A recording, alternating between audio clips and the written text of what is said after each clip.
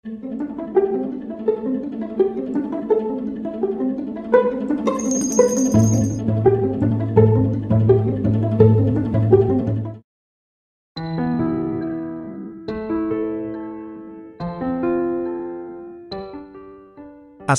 warahmatullahi wabarakatuh. Manaqib Syekh Abdul Qadir Jailani. Dengan asma Allah yang Maha Pengasih Maha Penyayang. Puja-puji bagi Allah Pembina semesta alam.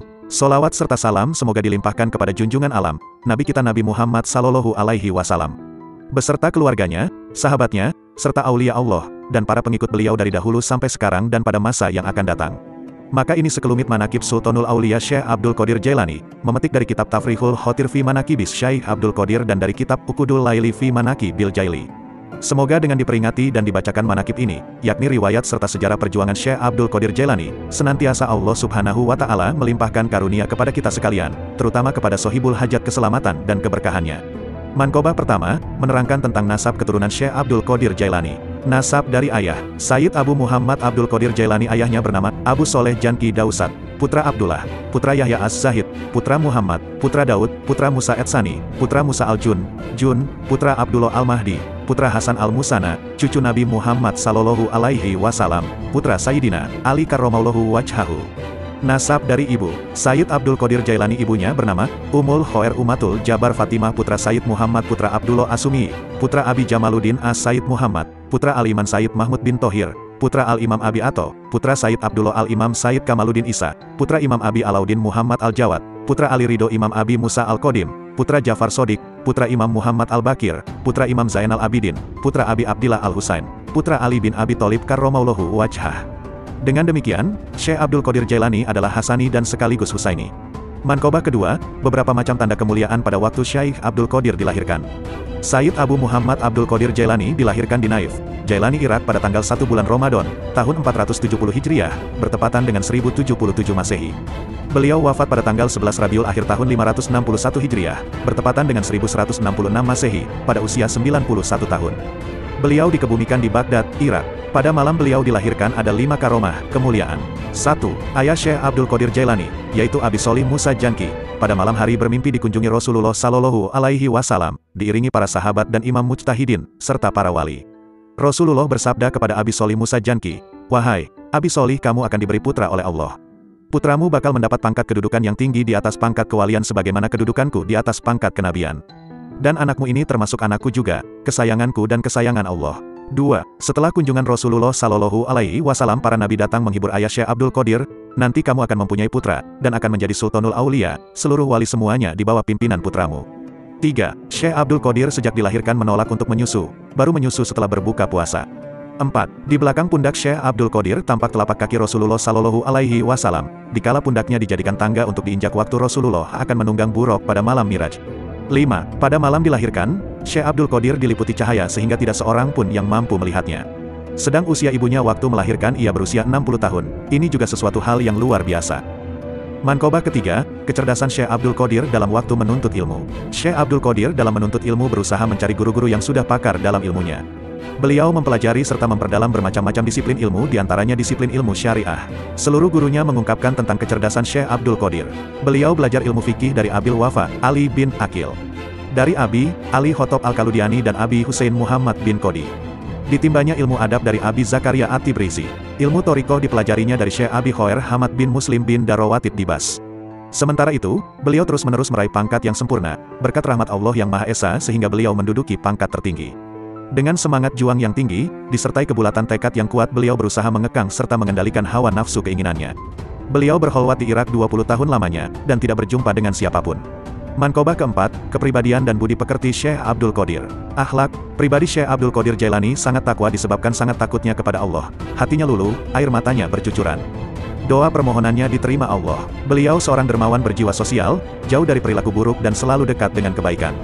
Berani dan kokoh dalam mempertahankan hak, selalu gigih dan tegar dalam menghadapi kemungkaran. Beliau pantang sekali menolak orang yang meminta-minta, walau yang diminta pakaian yang sedang beliau pakai. Sifat dan watak beliau tidak marah karena hawa nafsu, tidak memberi pertolongan kalau bukan karena Allah. Beliau diwarisi akhlak Nabi Muhammad Sallallahu Alaihi Wasallam. Ketampanan wajahnya setampan Nabi Yusuf alaihi salam, benarnya, sidiknya, dalam segala hal sama dengan benarnya Sayyidina Abu Bakar radhiyallahu anhu. Adilnya, sama dengan keadilan Sayyidina Umar bin Khattab radhiyallahu anhu. Hilimnya dan kesabarannya adalah hilimnya Sayyidina Utsman bin Affan radhiyallahu anhu. Kegagahan dan keberaniannya, berwatak keberanian Sayyidina Ali bin Abi Thalib karramallahu wajhah. Manqobah kelima, pakaian Syekh Abdul Qadir dan ujian yang beliau terima. Pakaian Syekh Abdul Qadir yaitu jubah dari bulu domba yang kasar, di kepala beliau dililitkan sebuah kain. Dikala beliau berjalan, walaupun jalan yang dilaluinya banyak durinya, beliau jarang beralas kaki, tidak memakai terompah apalagi sepatu. Makanannya cukup hanya makan buah-buahan dan dedaunan. Dan kebiasaan beliau, tidak tidur dan tidak minum air kecuali hanya sedikit saja, dan pernah dalam waktu yang lama, beliau tidak makan. Kemudian beliau berjumpa dengan seseorang yang memberikan sebuah pundi-pundi berisikan sejumlah uang dirham. Sebagai pemberian hormat kepada pemberinya, beliau mengambil sebagian uang tadi untuk membeli roti dan bubur, kemudian duduklah beliau untuk memakannya. Tiba-tiba ada sepucuk surat yang tertulis demikian, sesungguhnya syahwat-syahwat itu adalah untuk hamba-hambaku yang lemah, untuk menunjang berbuat taat. Adapun orang-orang yang kuat itu seharusnya tidak punya syahwat keinginan. Maka setelah membaca surat tersebut beliau tidak jadi makan. Kemudian beliau mengambil sapu tangannya, terus meninggalkan makan roti dan bubur tadi. Lalu beliau menghadap kiblat serta sholat 2 rakaat. Setelah sholat, beliau mengerti bahwa dirinya masih diberi pertolongan oleh Allah Subhanahu wa Ta'ala. Dan hal itu merupakan ujian bagi beliau. Manqobah ke-6, Syekh Abdul Qadir bersama Nabi Khidir di Irak. Pada waktu Syekh Abdul Qadir memasuki negara Irak, beliau ditemani oleh Nabi Khidir alaihi salam. Pada waktu itu Syekh belum kenal bahwa itu Nabi Khidir alaihi salam. Syekh dijanjikan oleh Nabi Khidir, tidak diperbolehkan mengingkari janji. Sebab kalau ingkar janji, bisa berpisah. Kemudian Nabi Khidir berkata, duduklah engkau di sini. Maka duduklah Syekh pada tempat yang ditunjukkan oleh Nabi Khidir selama 3 tahun. Setiap tahunnya Syekh dikunjungi oleh Nabi Khidir sambil berkata, janganlah kamu meninggalkan tempat ini sebelum aku datang kepadamu.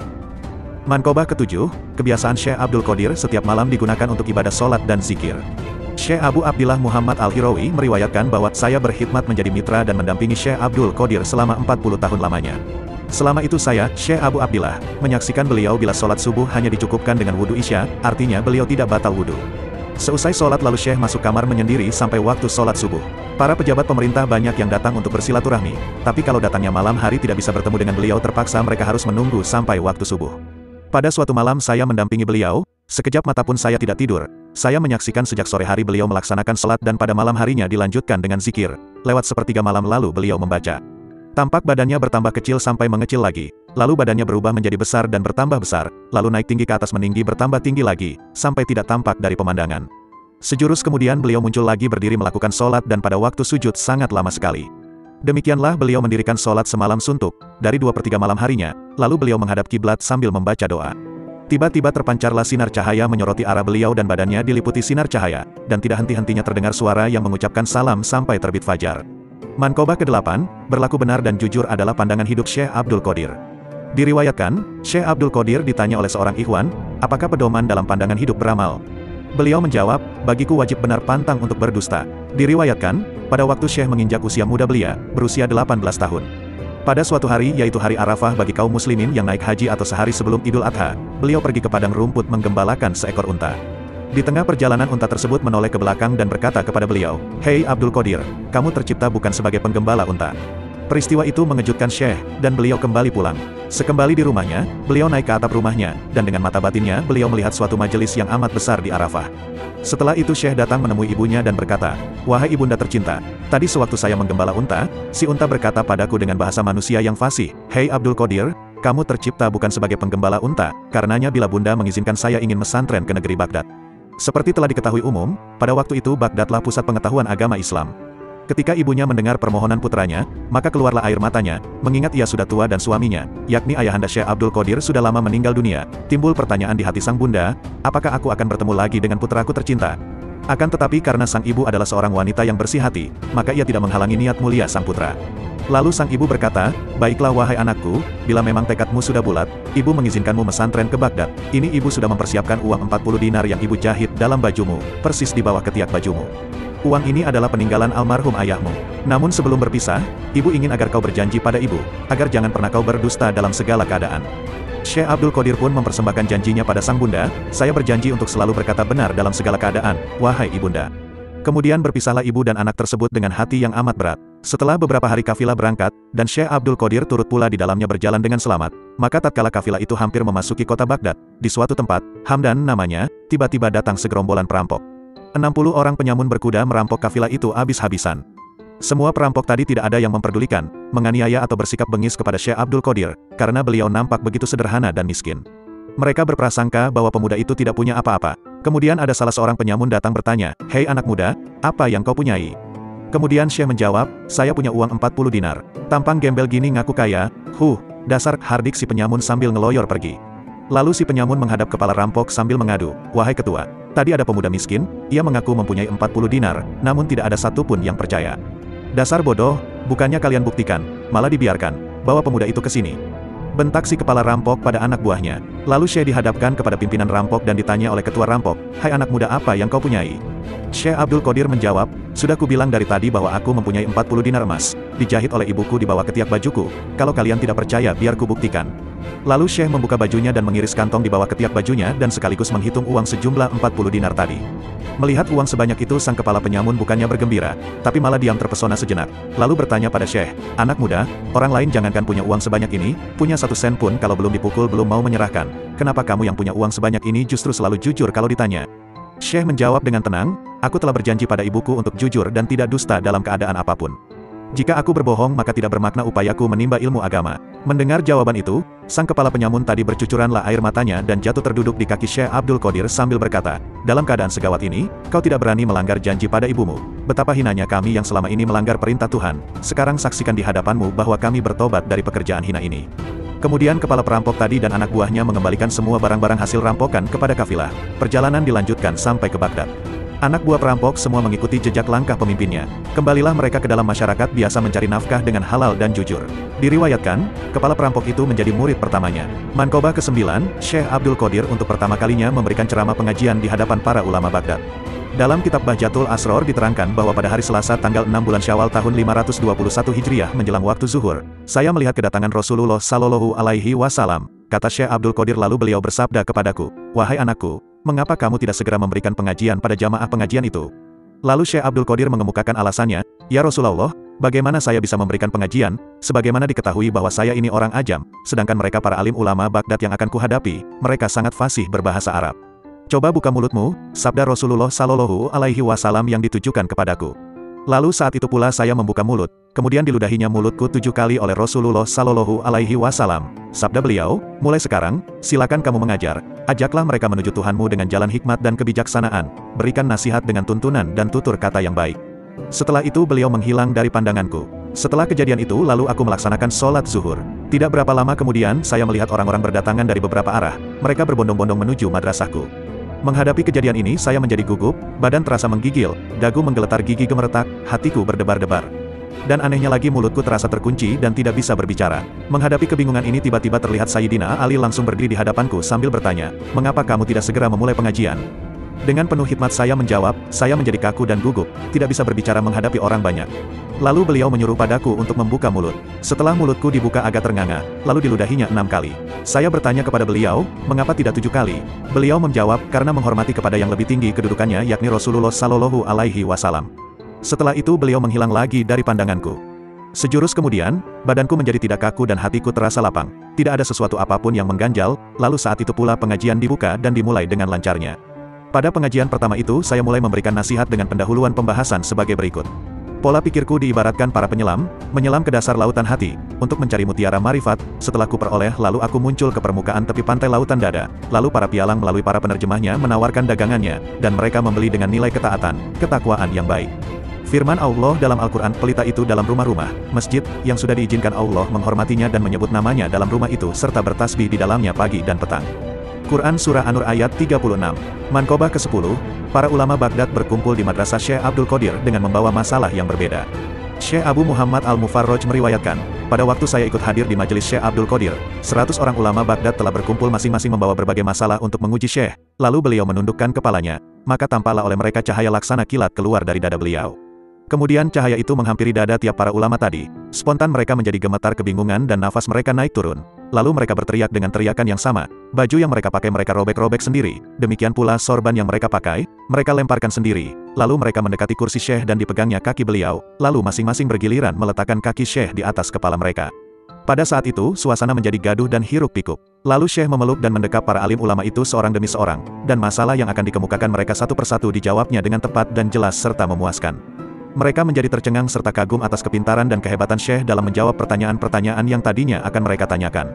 Mankobah ke-11, telapak kaki Nabi Muhammad Sallallahu Alaihi Wasallam memijak pundak Syekh Abdul Qadir pada malam Miraj. Syekh Rashidin Al-Junaidi meriwayatkan, pada malam Miraj, malaikat datang menghadap Rasulullah Sallallahu Alaihi Wasallam.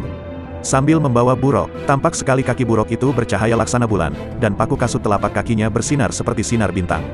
Dikala buruk itu dihadapkan kepada Rasulullah Sallallahu Alaihi Wasallam, ia tidak bisa diam dan kakinya bergoyang-goyang seperti sedang menari. Rasulullah Sallallahu Alaihi Wasallam bertanya, "Mengapa kamu tidak diam?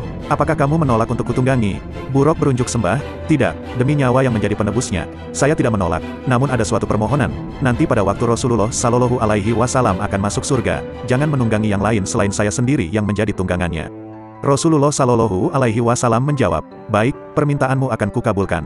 Buruk masih mengajukan permohonannya, "Ya Rasulullah, saya mohon agar tangan yang mulia memegang pundakku untuk tanda bukti nanti pada hari kiamat." Lalu dipegangnya pundak buruk itu oleh Rasulullah Sallallahu Alaihi Wasallam. Karena gejolak rasa gembira sehingga jasad buruk itu tidak cukup untuk menampung ruhnya, sehingga naiklah badannya membumbung tinggi ke atas setinggi 40 hasta tinggi badannya. Rasulullah berdiri sebentar melihat badan buruk itu menjadi naik ke atas sehingga terpaksa Rasulullah Sallallahu Alaihi Wasallam mencari dan memerlukan tangga. Sementara itu, sekonyong-konyong datanglah ruh Gautsul Azam Syekh Abdul Qadir Jailani mengulurkan pundaknya sambil berkata, "Silakan pundakku diinjak untuk dijadikan tangga." Lalu Rasulullah memijakkan kaki beliau pada pundak Syekh, dan ruh itu mengantarkan telapak kaki Rasulullah Sallallahu Alaihi Wasallam untuk menunggangi buruk. Di saat itu Rasulullah Sallallahu Alaihi Wasallam bersabda, "Telapak kakiku menginjak pundakmu, dan telapak kakimu nanti akan menginjak pundaknya para waliullah." Mankobah ke-12, para wali menyaksikan peringkat ketinggian Syekh Abdul Qadir.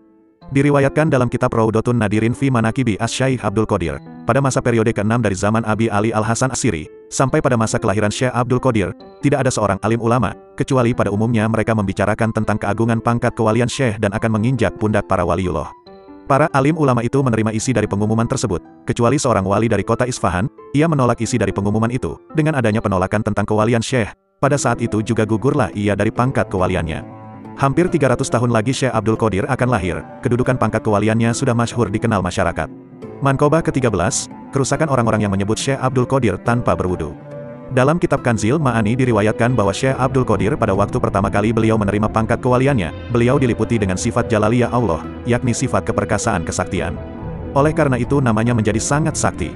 Kesaktiannya telah terbukti bagi orang yang menyebut nama Syekh Abdul Qadir dengan bersikap secara tidak sopan, menyebut nama beliau dengan tidak punya wudu, akan putus lehernya. Pada waktu berjumpa dengan Rasulullah Sallallahu Alaihi Wasallam, Rasul berpesan, "Wahai Abdul Qadir, sikap perilakumu itu jangan kau lakukan lagi. Banyak yang menyebut nama Allah dan namamu, mereka tidak bersifat sopan." Setelah menerima amanat beliau saat itu juga sikap perbuatan itu beliau tinggalkan.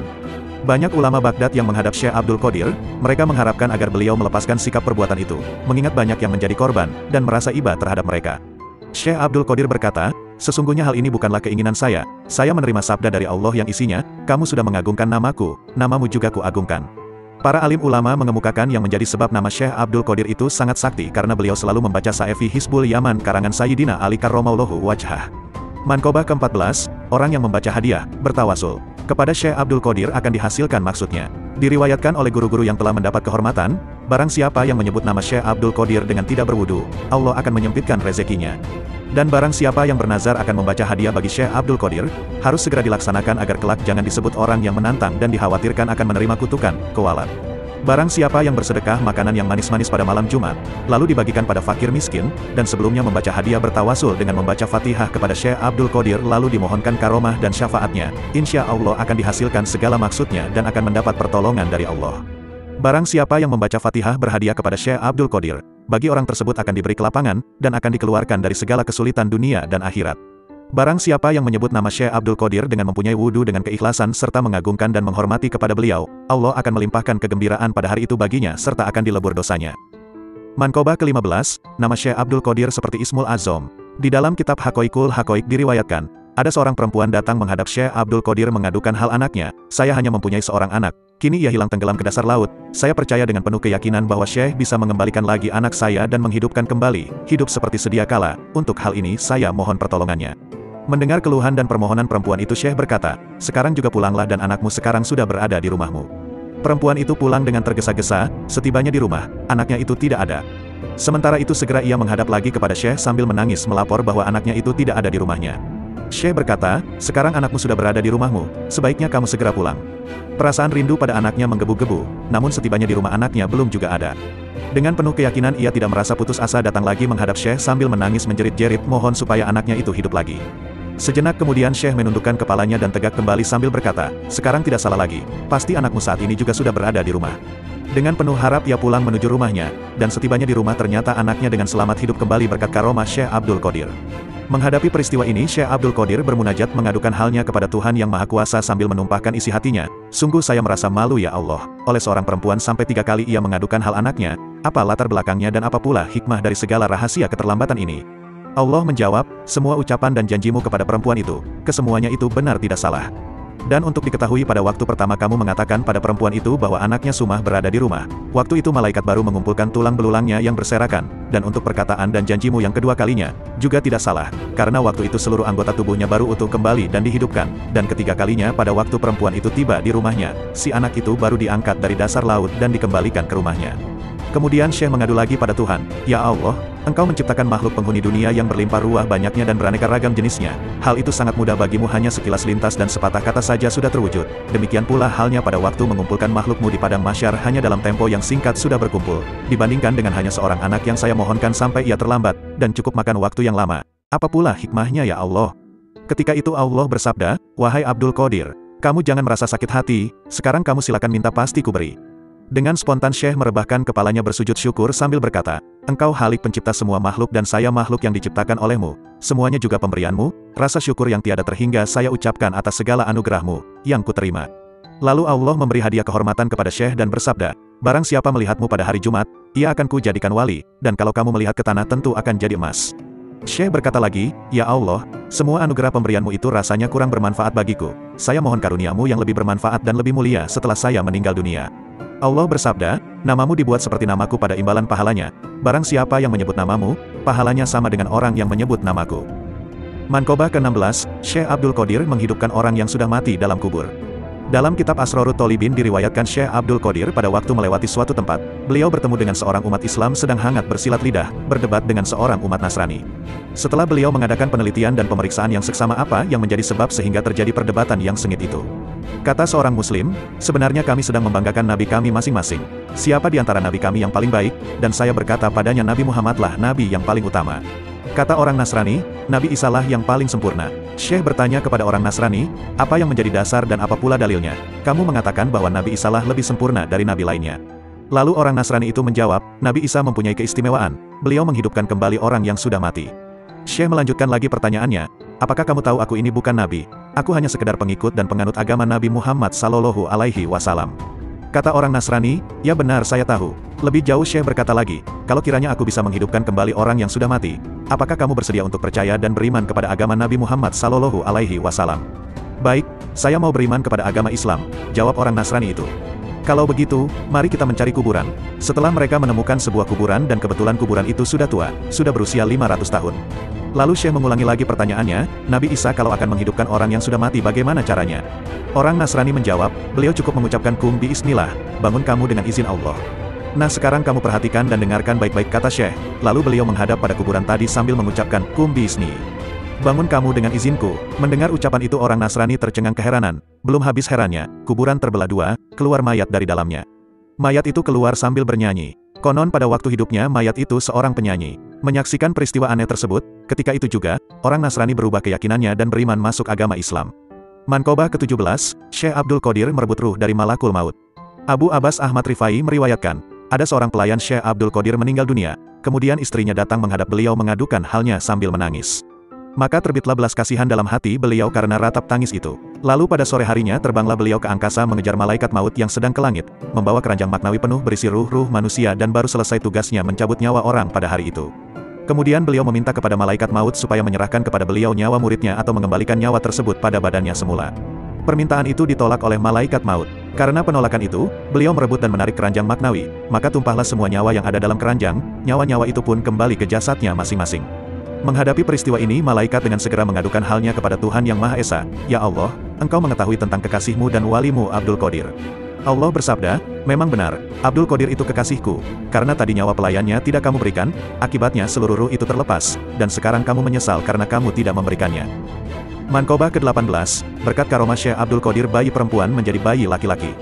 Syekh Hawat Al-Qadiri meriwayatkan, ada seorang laki-laki datang menghadap Syekh Abdul Qadir dengan permohonan ingin memperoleh anak laki-laki karena Syekh tempat berlindungnya orang banyak, dan doanya selalu diterima Allah Subhanahu wa Ta'ala.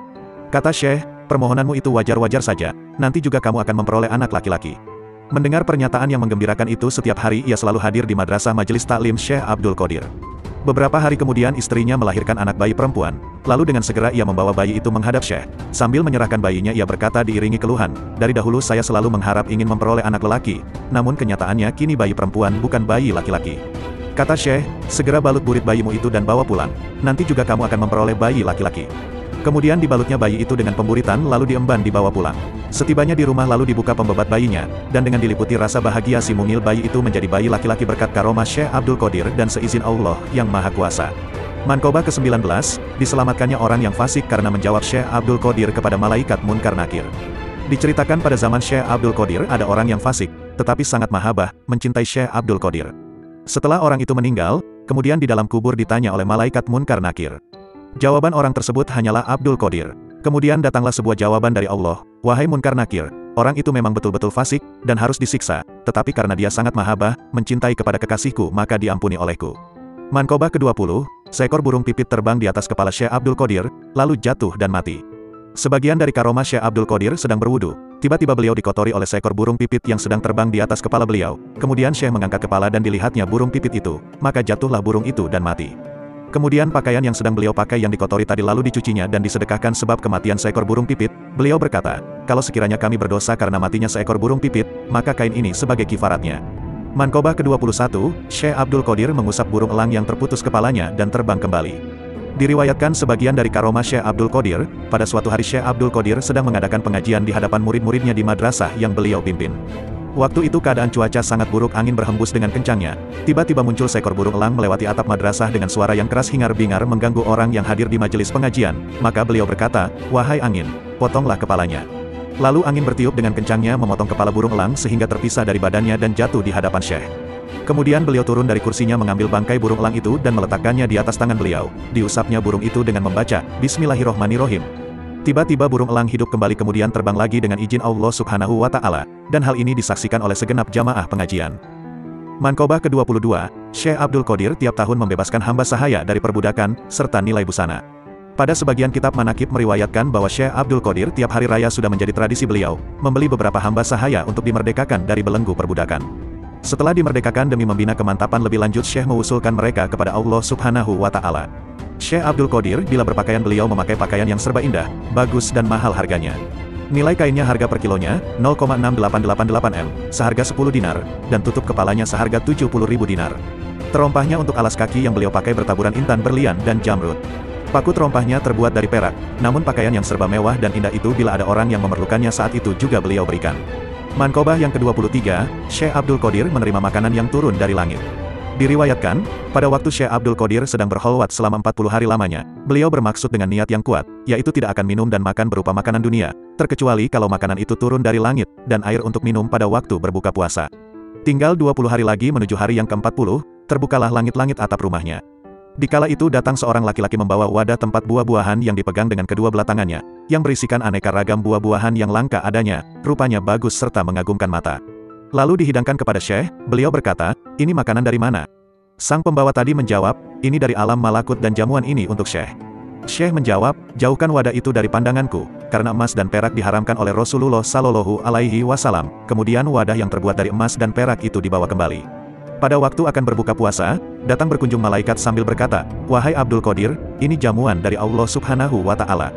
Disodorkan baki yang penuh diisi makanan, lalu beliau terima dan beliau makan bersama-sama dengan para pelayannya. Manqobah ke-24, masyarakat yang menderita penyakit taun, kolera sembuh dengan rumput dan air madrasah Syekh.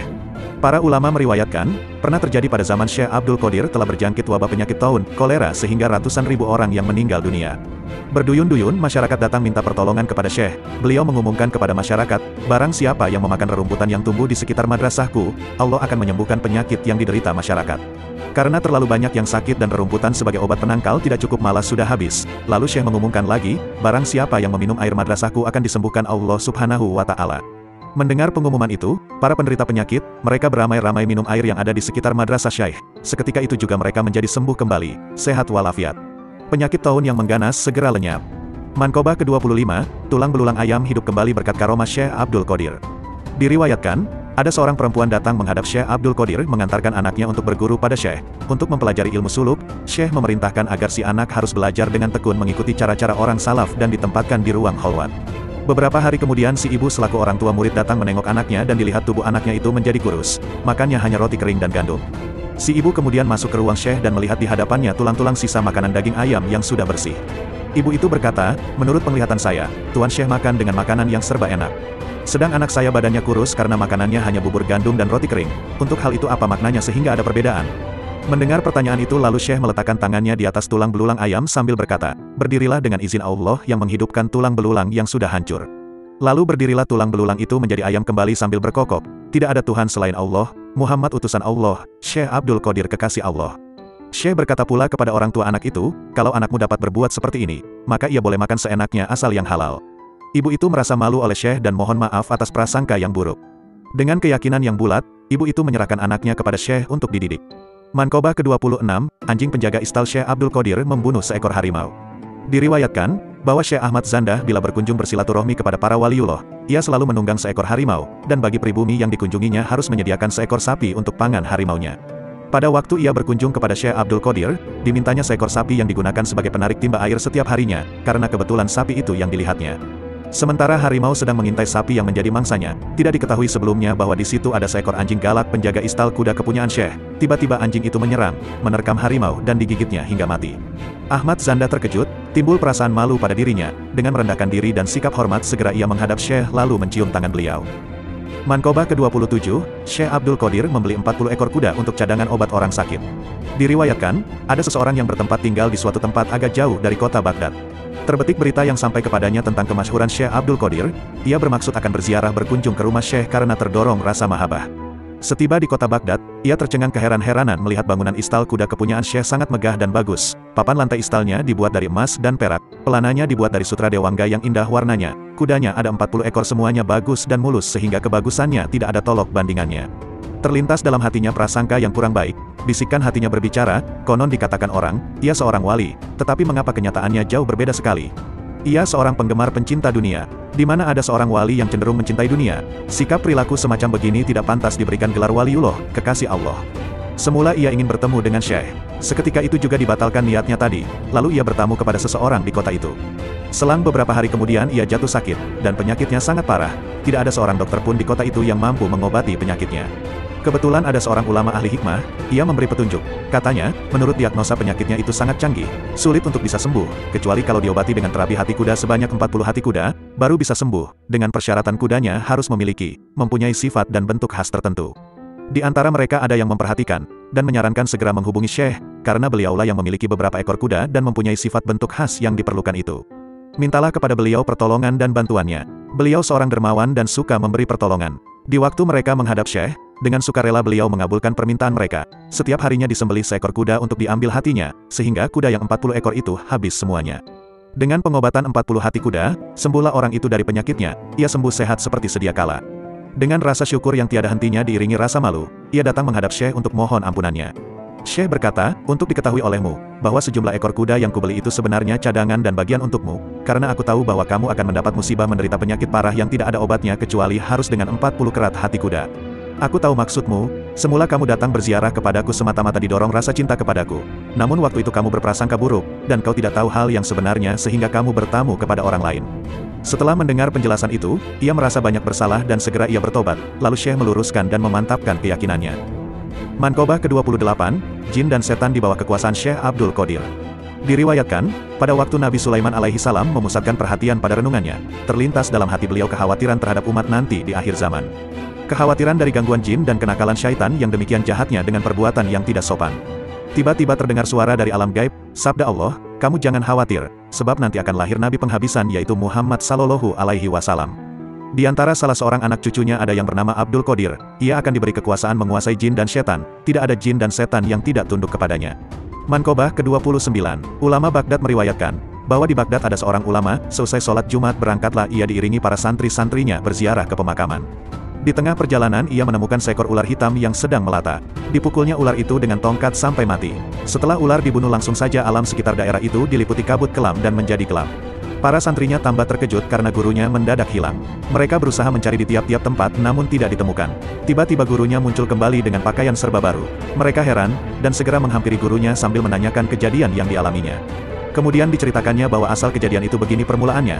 Tadi waktu cuaca gelap, aku dibawa oleh jin menuju sebuah pulau.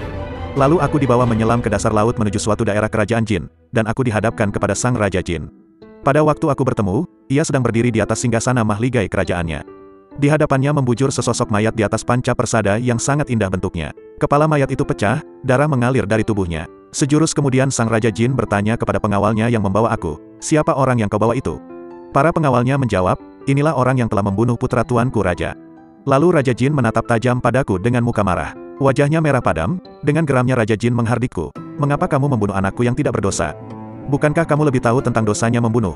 Padahal kamu katanya seorang ulama yang mengetahui masalah-masalah hukum." Dia berkata dengan suara lantang muka berang menakutkan. Segera aku menjawab menolak tuduhan itu, "Perkara membunuh anakmu aku tolak. Apalagi yang namanya membunuh, bertemu muka pun aku belum pernah." Raja jin menjawab, "Kamu tidak bisa menolak. Ini buktinya, para saksinya juga banyak." Lalu dengan tegas tuduhan itu kusanggah, tidak bisa, semuanya bohong, itu fitnah semata." Para saksi jin mengusulkan supaya raja memeriksa darah yang melekat di ujung tongkatnya. Lalu sang raja bertanya, "Itu darah apa yang ada di tongkatmu?" Aku menjawab, "Darah ini bekas cipratan darah ular yang kubunuh." Raja jin berkata dengan geramnya, "Kamu manusia yang paling bodoh. Kalau kamu tidak tahu ular itu anakku." Dikala itu, aku bingung tidak bisa menjawab lagi, sehingga aku pusing, bumi dan langit terasa sempit karena sulit mencari jalan pemecahannya. Raja jin melirik kepada seorang hakim selaku aparatnya seraya berkata, "Manusia ini sudah mengakui kesalahannya, ia telah membunuh anakku, kamu harus segera memutuskan hukumannya yaitu ia harus dibunuh." Setelah jatuh keputusan, aku diserahkan kepada seorang algojo. Pada waktu kepalaku akan dipancung, algojo sedang mengayunkan pedangnya ke arah leherku. Tiba-tiba muncul seorang laki-laki tampan bercahaya sambil berseru, "Berhenti. Sekali-kali jangan kau bunuh orang ini, ia murid Syekh Abdul Qadir," sambil matanya menatap Raja Jin dengan sorotan tajam. Lalu ia berkata, "Coba apa jawabanmu kepada Syekh kalau beliau marah padamu karena membunuh muridnya?" Raja Jin melirik ke arahku sambil berkata, "Karena aku menghormati dan memuliakan Syekh, dosamu yang begitu besar kuampuni, dan kamu bebas dari hukuman. Tetapi sebelum kau pulang, kamu harus jadi imam sholat untuk menyembahyangkan mayat anakku almarhum dan bacakan istighfar mohon diampuni dosanya." Setelah selesai menyembahyangkan, pada waktu pulang aku diberi hadiah pakaian bagus dan diantarkan ke tempat semula tadi. Mankobah ke-30, berkat karomah Syekh Abdul Qadir bisa menolak gangguan jin dan orang jahat. Syekh Jalal Al-Bukhari meriwayatkan, barang siapa diganggu kemasukan jin supaya dibacakan ke telinga orang itu bacaan. Ya Hadrotas Syekh Kutubul Alamin Muhyiddin Abdul Qadir Al-Jailani, insya Allah ia akan sembuh. Dan barang siapa merasa takut dari gangguan orang jahat atau musuh, maka ambil segenggam tanah hitam dan baca nama Syekh Abdul Qadir pada tanah itu lalu sebarkan ke arah yang ditakuti, insya Allah akan terpelihara dari kejahatan. Barang siapa yang mendapat kesusahan hidup, lalu ia bertawasul kepada Syekh Abdul Qadir, Allah akan mengganti kesusahan dengan kesenangan, dan kesulitan dengan kemudahan. Mankobah ke-31, Syekh Abdul Qadir berziarah ke makam Rasulullah Sallallahu Alaihi Wasallam dan mencium tangan beliau. Pada waktu Syekh Abdul Qadir berziarah ke pusara Rasulullah Sallallahu Alaihi Wasallam di Madinah Munawwaroh, setibanya di Madinah langsung beliau masuk ke ruang pusara Rasulullah Sallallahu Alaihi Wasallam, yaitu ruang yang mulia, Hujrah Syarifah. Selama 40 hari beliau berdiri di hadapan pusara Rasulullah Sallallahu Alaihi Wasallam. Kedua tangannya diletakkan pada dadanya sambil bermunajat mengharap rahmat Allah, menumpahkan isi hati nuraninya dengan makna bait di bawah ini, besar dosaku seperti gulungan ombak di laut, bahkan lebih banyak tinggi setinggi puncak gunung Syam, bahkan lebih tinggi lagi. Namun bila daku kau ampuni, ringan dosaku seringan sayap nyamuk kecil bahkan sekecil amat sangat. Lalu beliau meneruskan munajat pengharapannya dengan bait di bawah ini, kala jauh dari kekasih, kuutus roh pengganti diri ulurkan tanganmu, kini kasihkan ku kecup sepuas hati, untuk terima syafaat kekasih.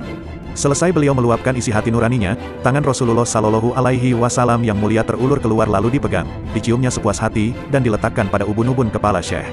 Mankobah ke-32, Syekh Abdul Qadir berbuka puasa di rumah murid-muridnya pada satu waktu yang bersamaan. Diriwayatkan pada suatu hari di bulan Ramadan, Syekh Abdul Qadir diundang berbuka puasa oleh murid-muridnya sebanyak 70 orang di rumahnya masing-masing. Mereka berkeinginan agar Syekh berbuka puasa di rumahnya. Mereka tidak mengetahui bahwa di antara mereka masing-masing mengundang Syekh untuk berbuka puasa pada waktu yang bersamaan. Tiba waktunya berbuka puasa bertepatan Syekh berbuka puasa di rumah beliau, detik itu pula rumah muridnya yang 70 orang itu masing-masing dikunjunginya dan berbuka puasa tepat dalam waktu yang bersamaan. Peristiwa ini di kota Baghdad sudah masyhur terkenal di kalangan masyarakat, dan sudah menjadi buah bibir masyarakat dalam setiap pembicaraan dan pertemuan. Mankobah ke-33, diriwayatkan, di kota Baghdad ada seorang wanita rupawan wajahnya cantik dan manis sedap dipandang mata. Sebelum ia masuk jamaah murid Syekh Abdul Qadir, ada seorang lelaki fasik, hidung belang, dan tuna susila. Dia menaruh cinta mengharap pada wanita itu, namun cintanya tidak dibalas. Cintanya bertepuk sebelah tangan. Si lelaki jahat itu berusaha mencari jalan untuk melaksanakan niat jahatnya itu. Pada suatu hari, wanita itu berangkat menuju sebuah gua pada suatu gunung untuk berkholwat, beruslah yakni mengasingkan diri dengan tujuan ibadah. Tidak diketahui sebelumnya, bahwa ia sedang diintai dan diikuti dari belakang oleh si lelaki perayu wanita itu. Ketika wanita itu tiba dan akan masuk ke dalam gua, si lelaki jahat itu berusaha dengan sekuat tenaga akan masuk ke dalam gua memperkosa kehormatan wanita itu. Sebaliknya, sang wanita berusaha menghindar dari nafsu angkara murka kejahatan si lelaki itu sambil berteriak-teriak memanggil-manggil nama Syekh Abdul Qadir, "Ya Syekh Sakolein, ya Gautsal Azom, ya Syekh Abdul Qadir, tolonglah saya." Demikian ratap wanita bertawasul dan beristighosah minta pertolongan. Dikala itu Syekh sedang mengambil air wudhu untuk melaksanakan sholat di madrasah, lalu dilepas bakiaknya, sepasang bakiak itu dipegang Syekh lalu dilemparkan ke arah gua dan tepat sekali mengenai sasaran kepala lelaki jahat itu. Dikala laki-laki jahat itu akan melakukan aksinya, bertubi-tubi sepasang bakiak memukul, menamparkan laki-laki itu dengan pukulan-pukulan yang mematikan. Dan seketika itu juga ia mati. Sang wanita segera mengambil sepasang bakiak milik Syekh, gurunya. Kemudian ia mengucapkan terima kasih atas pertolongannya, lalu bakiak itu diserahkan sambil melaporkan peristiwa yang dialaminya kepada Syekh dan juga kepada halayak yang mengerumuninya. Manqobah ke-34, Syekh Abdul Qadir memberikan pertolongan kepada seorang wali yang telah dilepas pangkat kewaliannya. Diriwayatkan, pada zaman Syekh Abdul Qadir, ada seorang wali yang telah dilepas pangkat kewaliannya. Ia minta pertolongan kepada rekan-rekannya sesama wali memohon kepada Allah Subhanahu wa Ta'ala agar ia dapat diangkat kembali mendapatkan pangkat kewaliannya. Wali rekannya itu berkata, "Saya sudah berusaha berdoa memohon kepada Allah Subhanahu wa Ta'ala agar dapat diangkat kembali pangkat kewalianmu. Bahkan menurut anggapan saya persoalan ini tidak diterima oleh Allah Subhanahu wa Ta'ala, dan saya dianjurkan sebaiknya meminta pertolongan dan syafaat Syekh, supaya beliau berdoa memohon kepada Allah Subhanahu wa Ta'ala agar dapat dikembalikan pangkat kewalianmu itu." Kemudian Syekh dapat menerima usulan mereka, lalu beliau berdoa sementara itu datang sabda Allah, "Sudah banyak para wali yang berdoa, mereka mohon supaya dikembalikan lagi pangkat seorang wali yang sudah dicopot itu. Untuk hal ini kamu jangan minta syafaat baginya." Mendengar sabda itu lalu Syekh mengambil sajadah berangkat menuju suatu lapangan. Pada waktu beliau akan melangkahkan kaki, terdengar ada yang memanggil dari alam gaib, "Wahai Gautsul Azom Abdul Qadir. Bagi orang itu dan 1000 orang yang senasib dengan dia, ku ampuni dosanya." Dan langkah kaki yang kedua terdengar lagi suara yang bersabda, "Bagi orang itu dan 2000 orang yang senasib dengan dia." Dan pada waktu akan memijakkan langkah kaki yang ketiga kembali terdengar, "Bagi dia dan 3000 orang yang senasib dengan dia, dosanya ku ampuni, disebabkan karena pangkat kewalianmu dan kedudukanmu." Syekh mengucapkan terima kasih kepada Allah Subhanahu wa Ta'ala atas anugerah yang telah diterima. Berkat karomah dan syafaat Syekh, wali yang dilepas pangkatnya itu dapat diterima kembali. Manqobah ke-35, Syekh Ahmad Kanji menjadi murid Syekh Abdul Qadir atas petunjuk gurunya. Diriwayatkan, pada suatu hari Syekh Ahmad Kanji sedang mengambil air wudhu, terlintas dalam hatinya bahwa tarekat Syekh Abdul Qadir itu lebih disukai daripada tarekat-tarekat lainnya. Gurunya yaitu Syekh Abi Ishaq Maghribi mengetahui pula apa yang terlintas dalam hati muridnya. Lalu beliau bertanya, "Apakah kamu mengetahui tentang kedudukan Syekh Abdul Qadir?" Dijawab oleh Syekh Ahmad Kanji, "Saya tidak tahu." Lalu gurunya menjelaskan, perlu diketahui bahwa Syekh Abdul Qadir itu memiliki 12 sifat-sifat kemuliaan. Kalau lautan dijadikan tintanya, dan pepohonan dijadikan penanya, manusia, malaikat, dan jin sebagai penulisnya, maka tidak akan mampu menuliskan sifat-sifat jati diri yang dimiliki beliau itu. Mendengar penjelasan dari gurunya itu, ia makin bertambah mahabbah kecintaannya kepada Syekh Abdul Qadir. Hatinya berbisik, "Salah satu harapanku jangan dahulu aku meninggal sebelum aku mendalami dan mengamalkan tarikohnya." Kemudian dengan kemauan yang keras berangkatlah ia menuju kota Baghdad. Setibanya di sebuah gunung di wilayah Ajmir, di bawah gunung mengalir sungai, lalu ia mengambil air wudhu untuk bersembahyang serta beristirahat di tempat itu. Angin bertiup sepoi-sepoi basah mengipasi badan yang letih sehingga ia terlena dan tertidur dengan nyenyaknya. Di dalam keadaan tidur ia bermimpi dikunjungi Syekh Abdul Qadir. Beliau membawa mahkota merah dan sorban hijau. Syekh Ahmad Kanji berdiri menghormati kedatangan beliau. "Mari kesini lebih dekat lagi," kata beliau sambil mengenakan mahkota merah dan sorban hijau di atas kepala Syekh Ahmad Kanji, dan berkata, "Wahai Ahmad Kanji, sekarang kamu sudah menjadi muridku, dan menjadi anakku dan menjadi Rijalullah, pahlawan Allah." Lalu beliau menghilang dan bangunlah Syekh Ahmad Kanji dari tidurnya, mahkota dan sorban sudah melekat terpakai di atas kepalanya, lalu ia bersujud syukur atas nikmat Allah yang telah diterimanya. Kemudian ia pulang kembali kepada gurunya sambil memperlihatkan mahkota merah dan sorban hijau hadiah pelantikan dari Syekh Abdul Qadir, dan menceritakan tentang peristiwa yang telah dialaminya. Gurunya berkata, "Wahai Ahmad Kanji, mahkota dan sorban itu adalah suatu hirkoh kemuliaan dan keberkahan bagimu, dan kamu sangat dikasihi Syekh Abdul Qadir.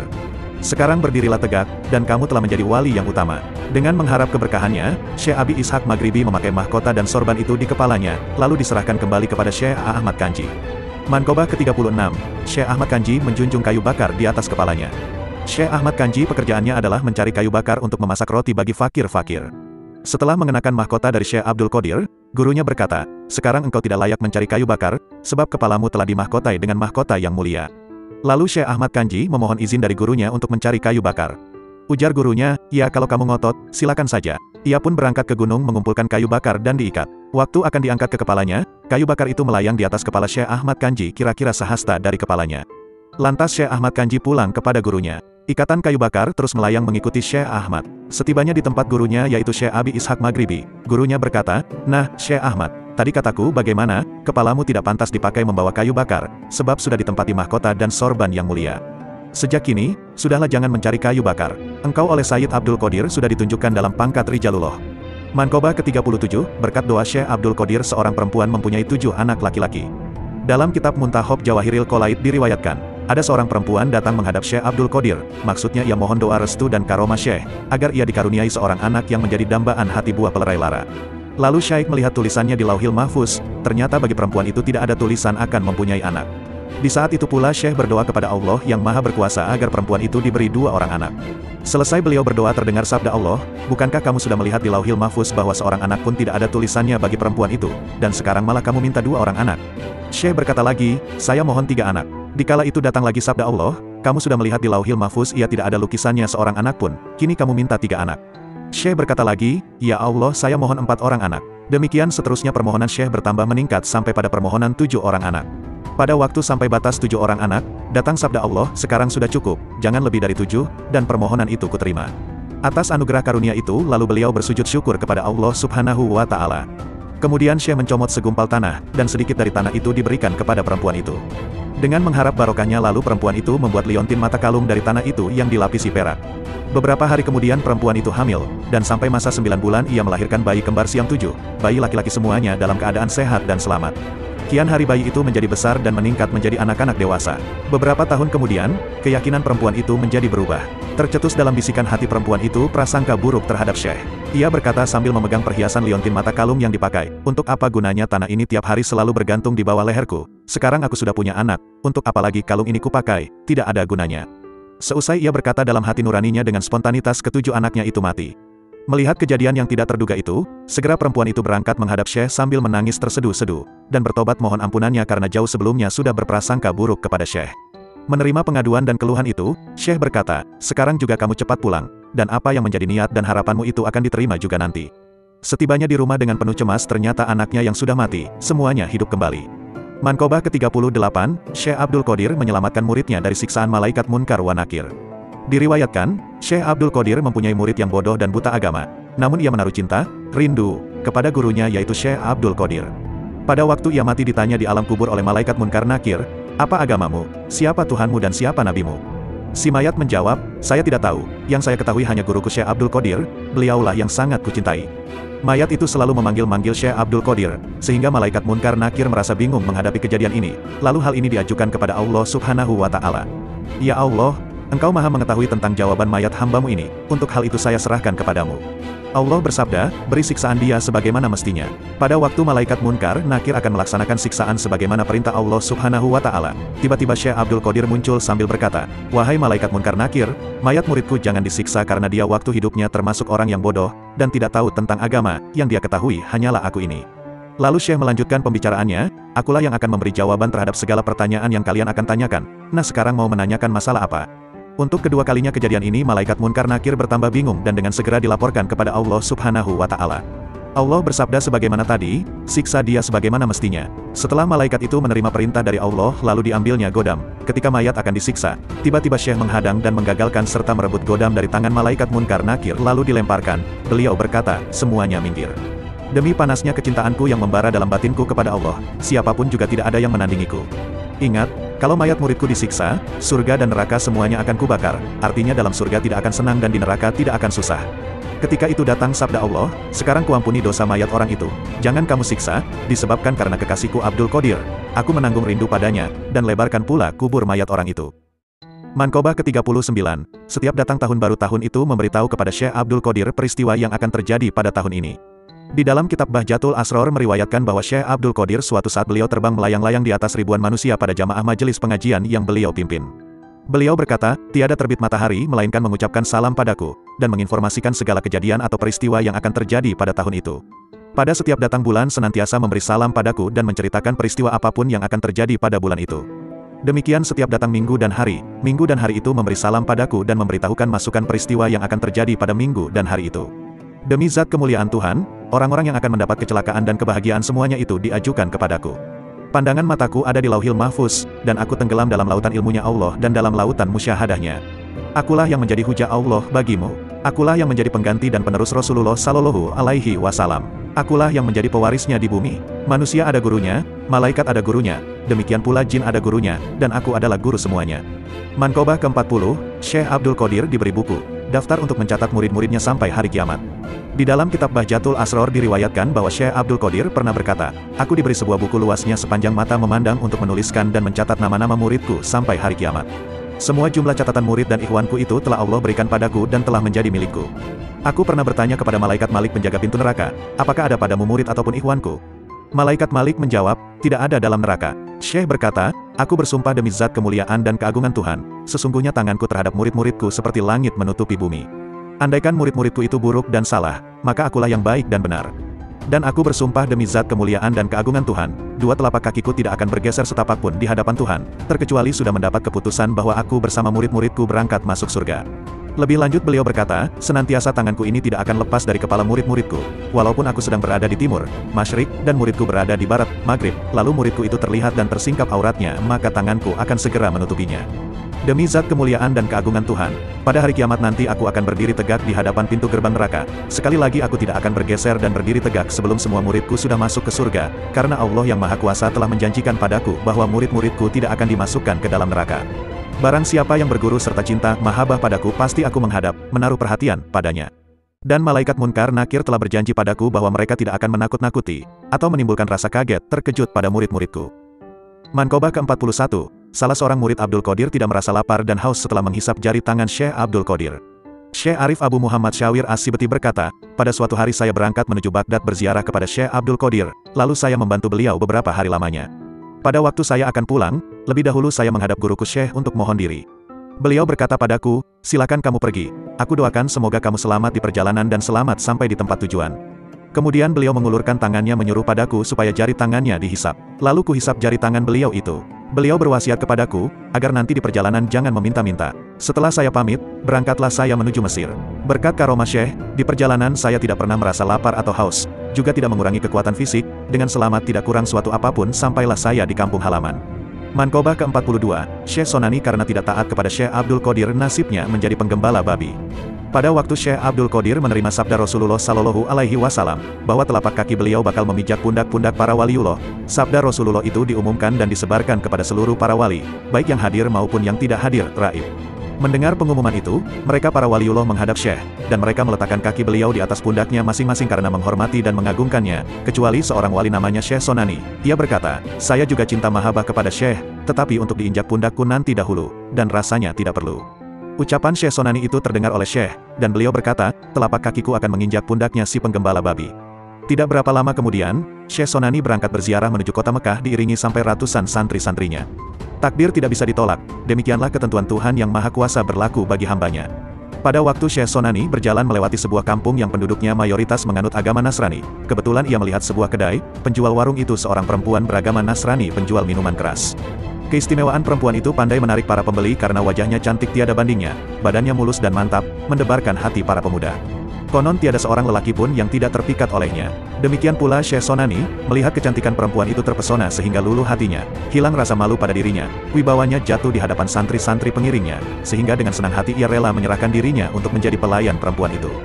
Dengan sukarela serta sungguh-sungguh ia mau bekerja, dan pekerjaan apapun ia kerjakan demi untuk menyenangkan perempuan cantik itu. Pada suatu hari perempuan itu menyuruh Syekh Sonani menggembalakan babi piaraannya, memangku anak babi yang masih kecil agar jangan sampai terinjak induknya. Ia tidak merasa hina disuruh menggembala babi itu, malah merasa bangga dan gembira diperintah kekasihnya itu. Melihat kejadian itu, seluruh santri-santri pengiringnya itu mereka pulang meninggalkan gurunya, karena secara menyolok Syekh Sonani gurunya itu telah mencemarkan dan menodai agama. Yang masih tinggal dua orang, yaitu Syekh Fariduddin dan Syekh Mahmud Maghribi. Kedua santri itu berunding mencari jalan pemecahan musibah yang menimpa pada gurunya. Hasil perumusannya mereka berpendapat bahwa, musibah ini harus diperbaiki dari sumbernya dan ditelusuri sebab akibatnya, kemungkinan karena tidak adanya loyalitas murid terhadap gurunya dan kata bertuah yang dikatakan Syekh Abdul Qadir kepada Syekh Sonani, maka untuk hal ini saya akan menghadap yang mulia Syekh. Kata Syekh Fariduddin, kamu Syekh Mahmud tinggal di sini. Kemudian Syekh Fariduddin berangkat menuju kota Baghdad. Setibanya di kota itu lalu ia mencari pekerjaan berat dan hina. Akhirnya terpaksa pekerjaan itu diterima dan dikerjakan, yaitu membuang kotoran dari kakus.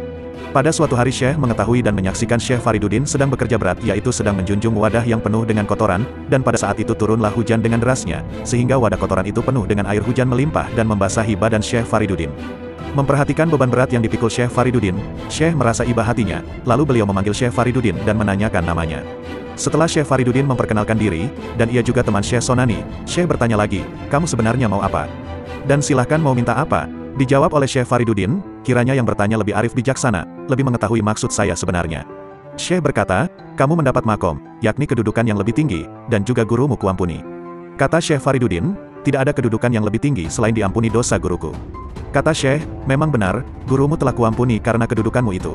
Bertepatan dengan saat memberi ampun, detik itu pula Syekh Sonani siuman sadar kembali dari kelalaiannya, lalu ia membaca istighfar, dan ketika itu juga hatinya menjadi berubah tertanam dan berkembang perasaan cinta, rindu mahabbah pada Syekh, dan segera ia berangkat menuju kota Baghdad dengan kebulatan tekad yang kuat akan bertobat kepada Syekh. Demikian pula tidak kurang pentingnya perempuan cantik yang beragama Nasrani itu, dan juga kekasih Syekh Sonani ikut terbawa bersama Syekh Sonani, berziarah dengan keyakinan yang kuat akan masuk agama Islam berikrar di hadapan Syekh. Mankobah ke-43, Syekh Abdul Qadir duduk di atas sejadah melayang-layang di atas sungai Dajlah. Syekh Sahal bin Abdullah At-Tastari di kala mukasyafah berkata, pada suatu hari masyarakat Baghdad merasa kehilangan Syekh Abdul Qadir, mereka sibuk mencari di mana Syekh itu berada. Setelah diadakan pencarian yang seksama, ditemukan beliau sedang duduk di atas air sungai Dajlah, beliau dikerumuni berbagai jenis ikan menciumi tangan dan kaki beliau. Kata Syekh Sahal, saya tidak merasa bosan melihat keajaiban beraneka jenis ikan dengan nuansa beraneka warna, dan dengan gerakan gaya yang berbeda pula, sehingga tidak terasa sampai datang waktu zuhur. Di kala itu saya melihat sajadah warnanya hijau disulam dengan benang emas dan perak bermotifkan tulisan dua baris. Baris pertama, sesungguhnya para kekasih Allah itu mereka tidak merasa takut dan bagi mereka tidak merasa sedih duka nestapa. Dan baris kedua dengan tulisan, keselamatan dan kesejahteraan tetap bagimu sekalian wahai ahli bait Nabawi. Sesungguhnya Allah Maha Terpuji, Maha Agung. Sajadah itu terhampar melayang di atas sungai Dajlah, lalu Syekh duduk di atas sajadah itu. Tidak lama kemudian datang rombongan kaula muda rata-rata tubuhnya tegap semampai, wajahnya tampan, ganteng ceria penuh wibawa mengiringkan seorang pria yang kegantengan dan harismanya melebihi dari yang lainnya. Di hadapan mereka terhampar sajadah, dengan serempak mereka berdiri menghormati Syekh dengan sopan santun dan rasa khidmat seolah-olah mereka terkendali dengan kewibawaan beliau. Lalu Syekh berdiri untuk melaksanakan sholat berjamaah, beliau menjadi imam dan yang lainnya menjadi makmum, termasuk para wali Baghdad. Dikala Syekh mengucapkan takbir, para malaikat pemangku Arasy dengan serempak pula mengucapkan takbir. Di waktu membaca tasbih, seluruh malaikat yang di langit mengikuti membaca tasbih. Pada waktu beliau membaca tahmid, keluar dari mulut Syekh sinar cahaya memancar menjulang ke atas. Seusai melaksanakan sholat, lalu beliau membaca doa, Ya Allah, aku mohon padamu dengan bertawasul pada kakek moyangku Nabi Muhammad Sallallahu Alaihi Wasallam pilihanmu dan makhlukmu. Semoga engkau ya Allah, jangan merenggut nyawa muridku baik pria maupun wanita sebelum mereka itu bertobat lebih dahulu padamu. Seluruh malaikat membaca amin atas doa itu, demikian pula seluruh kaum muslimin yang hadir. Dikala itu datang hatif dari alam gaib, firman Allah, Wahai Abdul Qadir, bergembiralah, karena doamu telah kuterima. Mankobah ke-44, berkat syafaat Syekh Abdul Qadir, wali yang mardud, ditolak. Dapat diterima kembali menjadi wali makbul, diterima. Diriwayatkan dalam kitab Malfudul Goyatsiyah pada zaman Syekh Abdul Qadir ada seorang wali yang dikeluarkan, dilepas oleh Allah dari pangkat kewaliannya. Umumnya masyarakat telah mengetahui tentang ditolaknya wali tersebut oleh Allah, telah tercatat dari daftar waliullah. Namun ia berusaha dengan sekuat tenaga, dengan didukung oleh semangat juang tinggi, minta bantuan dan syafaat rekan-rekannya. Sebanyak 360 wali, merasakan rasa solidaritas mengajukan permohonan kepada Allah agar ia dapat diangkat kembali dan diterima di sisinya. Merasakan nasib malang yang diderita rekannya itu, seluruh wali yang 360 orang itu mereka bersama-sama bermunajat mengadukan halnya, berdoa memohon kepada Allah supaya rekannya wali yang dilepas itu diangkat kembali menjadi waliullah. Namun dari seluruh permohonan mereka itu, tidak ada seorang pun doanya yang diterima Allah. Maka untuk meyakinkan lagi para waliullah itu masing-masing melihat ketentuan suratan yang tertulis di Lauhil Mahfuz, ternyata tampak dengan jelas tertulis bahwa wali rekannya itu sudah disatukan dengan kelompok orang-orang celaka. Atas kesepakatan bersama dianjurkan supaya ia dengan segera menghadap Syekh Abdul Qadir untuk memohon syafaatnya. Lalu dengan merendahkan diri ia menghadap Syekh, beliau berkata, mari sini lebih dekat lagi, sesungguhnya Allah telah mencopot pangkat kewalianmu. Mudah-mudahan aku bisa mengusahakan, dan menjadikan agar kamu dapat diterima kembali menjadi waliullah dengan izin Allah. Kemudian Syekh berdoa kepada Allah, mohon supaya wali yang ditolak itu dapat diangkat kembali, diterima menjadi waliullah. Dikala itu datang hatif dari Yang Maha Kuasa, wahai Abdul Qadir, ada 360 orang wali, mereka berdoa minta pertolongan untuk wali yang kutolak itu, dan tidak seorang pun doa permohonannya yang kuterima, sebab wali itu telah tertulis di Lauh Mahfuz termasuk orang yang celaka. Syekh menjawab, Ya Allah, Apa halangannya? Engkau maha kuasa. Siapa yang ditolak, engkau dapat menerimanya. Demikian pula siapa yang diterima engkau bisa saja menerimanya. Dan mengapa lidahku engkau jadikan supaya aku bisa menyanggupi orang, bahwa ia dapat diterima, bila engkau telah memutuskan dan menjadikan orang itu ditolak.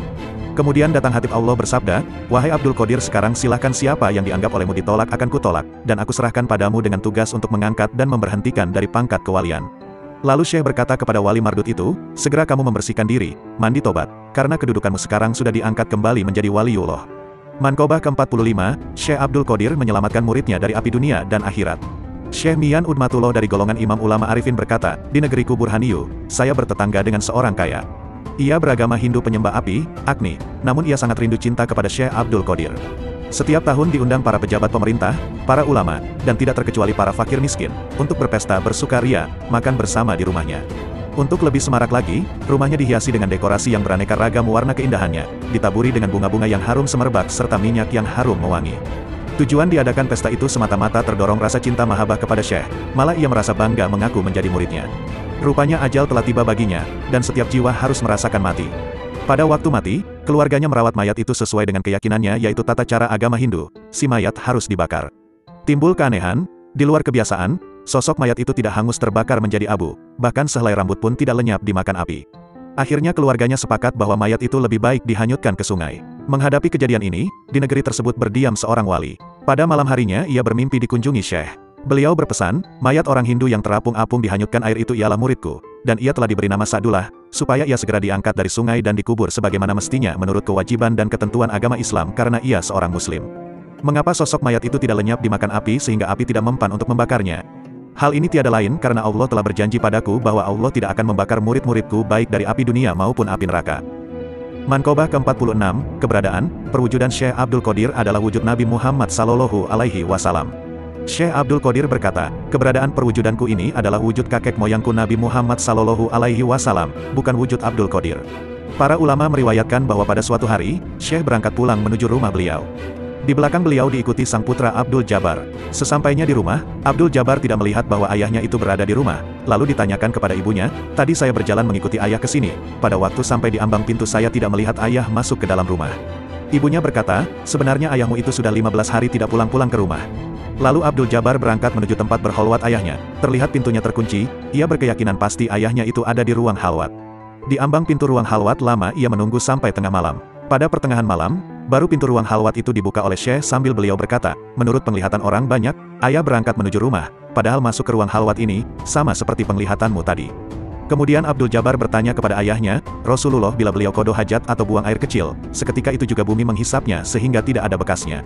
Keringatnya harum semerbak seharum minyak kasturi, dan lalat pun enggan hingga pada badan beliau. Semua yang saya sebut terbukti khususiyah, keistimewaan itu sekarang ada pada ayah. Syekh menjawab, sesungguhnya Abdul Qadir telah fana secara konstan pada kelestarian diri kakek moyangnya, Nabi Muhammad Sallallahu Alaihi Wasallam. Lalu Abdul Jabbar berkata lagi, Nabi Muhammad bila beliau berjalan biasanya dipayungi awan berarak, rasanya tidak ada salahnya ayah juga kalau berjalan dipayungi awan. Beliau menjawab, hal itu sengaja kita tinggalkan, jangan sampai nanti disangka menjadi Nabi. Mankobah ke-47, Syekh Abdul Qadir digoda setan. Diriwayatkan, bahwa pada suatu hari setan menghadap Syekh Abdul Qadir, memperkenalkan diri sebagai Jibril dan berkata bahwa ia membawa buruk dari Allah dan mengundangnya untuk menghadap Allah di langit tertinggi. Syekh segera menjawab bahwa si pembicara tiada lain selain setan si iblis, karena baik buruk maupun Jibril tiada akan turun ke dunia selain turun kepada Nabi Muhammad Sallallahu Alaihi Wasallam. Setan masih punya cara lain, katanya, baik Abdul Qadir, engkau telah menyelamatkan diri dengan keluasan ilmumu. Enyahlah, bentak Syekh, jangan kau goda aku, dan bukan karena ilmuku, tapi karena rahmat Allah, aku selamat dari perangkapmu. Ketika Syekh sedang di rimba belantara, tanpa makan dan minum untuk waktu yang lama, awan menggumpal di angkasa, dan turunlah hujan. Syekh meredakan dahaganya dengan curahan hujan itu. Muncullah sosok terang di cakrawala dan berseru, akulah Tuhanmu, kini kuhalalkan bagimu segala yang haram. Syekh berkata, aku berlindung kepada Allah dari godaan setan yang terkutuk. Sosok itu pun berubah menjadi awan, dan terdengar berkata, dengan ilmumu dan rahmat Allah, engkau selamat dari tipuanku, padahal aku telah menggoda dan menyesatkan 70 orang yang sedang menuntut ilmu ketauhidan. Lalu muridnya bertanya tentang kesigapan Syekh dalam mengenal bahwa ia setan. Jawaban beliau dengan pernyataan yang menghalalkan segala yang haram yang membuatnya tahu. Sebab pernyataan semacam itu tentu bukan dari Allah. Mankobah ke-48, Syekh Abdul Qadir menampar setan. Pada suatu hari, Syekh Abdul Qadir didatangi setan. Sosok tubuhnya buruk menjijikan, pakaiannya compang-camping dan badannya bau busuk, lalu ia berucap, saya datang jauh-jauh untuk menghadapmu semata-mata dengan maksud menjadi pelayan Syekh. Semoga saya dapat diterima. Permintaannya itu diacukan Syekh, lalu ditampar mukanya. Seketika itu juga ia menghilang tanpa bekas. Saat muncul lagi, ia membawa obor yang menyala, maksudnya ingin membakar Syekh. Lalu beliau mengambil pedang dan ketika akan dilepas, ia kabur terbirit-birit. Tidak lama kemudian ia datang lagi sambil menangis pura-pura minta ampun tidak akan menggoda lagi, padahal diam-diam ia memperlihatkan peralatan untuk menggoda manusia. Syekh berkata, "Enyah kamu, berkali-kali kamu datang lagi menggodaku, dan aku tidak akan terperdaya dengan rayuan gombalmu." Lalu dengan cepat beliau merampas alat-alat itu dari tangan setan dan diredamnya. Akibat kegagalan usahanya, setan itu kabur. Mankobah ke-49, Raja Baghdad memberi hadiah uang kepada Syekh Abdul Qadir, uang itu berubah menjadi darah. Diriwayatkan, Raja Baghdad yang bernama Yusuf bin Abi Mudofar memberi hadiah kepada Syekh Abdul Qadir berupa 10 pundi-pundi uang yang diantarkan oleh 10 kawula pengawalnya, namun hadiah itu tidak diterima Syekh. Akhirnya raja itu sendiri terjun datang kepada Syekh sambil berkata, "Saya sengaja datang ke sini untuk memberi hadiah bagi Syekh berupa 10 pundi uang, jangan sampai tidak diterima." Lalu Syekh mengambil 2 pundi sambil dipijit-pijit pundi uang itu dengan tangan beliau, tiba-tiba terpancarlah dari pundi, uang itu mengalir keluar. Syekh berkata, "Coba lihat pundi itu isinya bukan uang melainkan darah manusia melulu. Hasil dari pemerasan manusia terhadap manusia, bagaimana mungkin saya harus menerima hadiah ini?" Menyaksikan kejadian itu, sang raja merasa malu tersipu-sipu. Syekh berkata, "Dengan adanya peristiwa ini, demi zat keagungan Allah, kalau sekiranya nasib keturunanku, silsilahnya tidak sampai menyambung kepada Rasulullah Shallallahu Alaihi Wasallam, pasti darah ini akan mengalir menjadi sungai, dan darah itu nantinya akan mengalir ke rumahku." Mankobah ke-50, Syekh Abdul Qadir diminta memberikan buah apel oleh Raja Baghdad bukan pada musim berbuah. Diriwayatkan, pada suatu hari Raja Baghdad datang berkunjung ke rumah Syekh Abdul Qadir dengan maksud meminta karomah beliau untuk ketentraman hatinya. Syekh berkata, "Kiranya apa saja yang perlu saya bantu?" Dijawab oleh sang raja, "Saya minta buah apel." Sedangkan pada waktu itu, buah apel belum musimnya berbuah. Lalu tangan beliau diangkat ke atas. Pada waktu diturunkan kembali tangannya menggenggam buah apel, yang sebuah diberikan kepada raja, dan yang sebelah lagi dibelah oleh beliau sendiri. Pada waktu sang raja membelah dan mengupas apel, ternyata di dalamnya penuh dengan ulat-ulat, belatung, yang menjijikan. Lalu raja bertanya, "Mengapa buah apel ini penuh dengan belatung?" Syekh menjawab, "Ya, karena buah itu telah dipegang oleh tangan kotor kedurhakaan." Mendengar penjelasan dari Syekh, raja terkejut lalu dibacanya istighfar, kemudian ia bertobat di hadapan Syekh. Untuk perkembangan selanjutnya, Raja Baghdad itu menjadi mitra Syekh sampai ia mangkat. Mankobah ke-51, wasiat Syekh Abdul Qadir kepada putranya Abdul Razak. Syekh Abdul Qadir telah berwasiat kepada putranya yang bernama Abdul Razak. Beberapa wasiatnya diantaranya, "Wahai anakku, semoga Allah senantiasa melimpahkan taufik dan hidayahnya bagimu dan segenap kaum muslimin. Wahai Ananda, ayah berwasiat, bertakwalah kepada Allah, pegang syara, dan laksanakan dengan sebaik-baiknya dan pelihara pula batas-batas agama. Ketahuilah bahwa tawarakatku dibangun berdasarkan Al-Quran dan Sunnah Rasulullah Shallallahu Alaihi Wasallam. Hendaknya kamu berjiwa bersih, dermawan, murah hati, dan suka memberi pertolongan kepada orang lain dengan jalan kebaikan. Kamu jangan bersikap tegar hati atau berlaku tidak sopan. Sebaiknya kamu bersikap sabar dan tabah menghadapi segala ujian dan cobaan, serta musibah yang dihadapimu. Hendaknya kamu bersikap suka mengampuni kesalahan orang lain, dan bersikap hormat pada sesama ikhwan dan semua fakir miskin. Jaga dan pelihara olehmu kehormatan guru-guru, dan berbuat baiklah jika kamu bertemu dengan orang lain, beri nasihat yang baik bagi orang-orang besar tingkat kedudukannya, demikian pula bagi masyarakat kecil di bawahmu. Jangan dibiasakan suka berbantah-bantahan dengan orang lain, kecuali dalam masalah agama. Ketahuilah bahwa hakikat kemiskinan secara agama berupa ketidakbutuhan akan ciptaan, semisal diri. Tasawuf dicapai lewat kelaparan dan pantangan dari hal-hal yang disukai dan dihalalkan, dan pribadi yang bersikap tidak banyak bicara apalagi besar mulut. Jika kamu berhadapan dengan orang miskin, jangan berpintar diri. Jangan dimulai dengan ilmu, sebab unjuk ilmu membuatnya tak senang, dan ia akan jauh darimu. Sebaliknya, hendaklah dimulai dengan kasih sayang, bersikap lembut karena kelembutan membuatnya senang dan lebih dekat padamu. Tasawuf itu dibangun di atas kerangka landasan yang kokoh pada 8 hal yakni 1. Kedermawanan 2. Ridho, pasrah, merasa senang menghadapi kegetiran kodo dan kodar 3. Sabar 4. Isyarat, memberi petunjuk 5. Mengembara, melanglang buana 6. Berbusana wol, bulu 7. Pelintas rimba belantara, rimbawan dan 8. Fakir, bersahaja, sederhana. Kedelapan nilai moral itu telah dimiliki oleh 1. Kedermawanan Nabi Ibrahim 2. Keridoan, kepasrahan Nabi Ishak 3. Kesabaran Nabi Ayub 4. Isyaratnya Nabi Zakaria 5. Berlanglang buana seperti Nabi Yusuf 6. Berbusana wul seperti Nabi Yahya 7. Rimbawannya Nabi Isa dan 8. Kefakiran, kesederhanaan Nabi Muhammad Sallallahu Alaihi Wasallam. Bila kamu berkumpul bersama-sama dengan orang kaya, perlihatkan kegagahan dan keberanianmu, namun sebaliknya perlihatkan kerendahan hati bila kamu berkumpul dan bergaul dengan orang miskin. Hendaknya kamu mengikhlaskan diri dalam setiap laku perbuatan dan kegiatan. Seharusnya bermudawamah zikrullah, artinya tiada putus-putusnya mengingat Allah. Kamu jangan berprasangka buruk kepada Allah dalam segala situasi dan kondisi apapun. Demikian pula harus berserah diri kepada Allah dalam segala tindak perbuatan. Jangan menggantungkan diri kepada orang lain, percayalah kepada kemampuan dirimu sendiri, baik terhadap keluarga maupun teman sejawat. Layani, dan selalu perhatikan para fakir miskin, terutama dalam 3 hal yakni, pertama, bersikap tawadu, merendahkan diri, kedua berbudi pekerti yang baik dan mulia, dan ketiga, kebeningan hati, dan mengekang hawa nafsu, agar kelak kamu menjadi hidup. Perhatikan olehmu, bahwa yang paling dekat kepada Allah ialah orang yang berbudi pekerti yang luhur. Dan amal yang paling utama, ialah memelihara hati dari melirik kepada yang lain, selain hanya kepada Allah saja. Bila kamu bergaul bersama orang miskin, berwasiatlah dengan jalan kebenaran dan kesabaran. Tentang masalah dunia, kiranya cukup bagimu 2 hal, pertama bergaul dengan orang miskin, kedua menghormati wali. Selain daripada Allah, segala sesuatu itu jangan dipandang cukup, menyerang di bawahmu adalah pengecut, berlagak gagah terhadap sesama, adalah lemah, dan berlaku sombong kepada orang yang lebih tinggi kedudukannya, menunjukkan ketidaksopanan. Ketahuilah, bahwa tasawuf dan fakir merupakan duit tunggal kebenaran yang hakiki, bukan bercanda atau main-main. Oleh karena itu jangan dicampur dengan bercanda. Sekianlah wasiat ayahanda padamu. Semoga Allah senantiasa melimpahkan taufik dan hidayahnya padamu dan pada murid-muridku atau siapapun yang mendengar wasiat yang disampaikan ini. Semoga dapat mengamalkannya dengan diiringi keagungan dan syafaat junjungan kita Nabi Muhammad Sallallahu Alaihi Wasallam. Amin ya robbal alamin. Manqobah ke-52, praktek sholat hajat dan tawasul kepada Syekh Abdul Qadir. Dalam kitab Bahjatul Asror, Syekh Abdul Qadir Jailani menerangkan, barang siapa yang bertawasul minta pertolongan kepadaku dalam kesusahan hidup, akan dihilangkan kesusahan itu. Barang siapa memanggil namaku, istighosah, dalam kesulitan akan diberi kegembiraan. Dan barang siapa yang bertawasul kepadaku untuk keperluan hidup akan dihasilkan maksudnya. Barang siapa yang sholat sunat hajat 2 rakaat, pada tiap rakaat setelah membaca Fatihah lalu membaca surat Al-Ikhlas sebanyak 11 kali. Jadi dalam 2 rakaat itu sebanyak 22 kali surat Al-Ikhlas. Setelah mengucapkan salam terakhir, lalu bersujud dan mengucapkan doa permohonan. 1. Minta diampuni dari segala dosa kesalahan. 2. Mengucapkan rasa terima kasih atas nikmat yang telah diterima. 3. Memohon semoga dihasilkan segala maksud cita-cita yang baik. Setelah usai berdoa lalu berdiri menghadap ke kota Baghdad, dari kita menghadap ke arah barat daya, lalu langkahkan kaki selangkah-selangkah, dan pada setiap langkah disebut maksudnya dan disebut pula nama Syekh Abdul Qadir Jailani, insya Allah akan dihasilkan maksudnya. Dalam praktek melangkah hendaknya disesuaikan dengan situasi tempat. Keterangan ini tercantum dalam Sintoris. Sholat sunat hajat ini sebaiknya dilaksanakan setiap malam sebelum tidur atau setelah sholat isya, yang diawali sholat lisyukril wudu, sholat sunat tohur, sholat mutlak, sholat istihoroh, lalu sholat sunat hajat seperti di atas. Manqobah ke-53, Syekh Abdul Qadir wafat. Menjelang akhir hayat Syekh, malaikat Israel datang mengunjungi Syekh di kala matahari akan terbenam keperaduannya. Malaikat Israel itu datang membawa surat dari Allah Subhanahu wa Ta'ala buat Syekh dengan alamat sebagai berikut. Surat ini dari Zat yang Maha Pengasih disampaikan kepada wali yang dikasihi.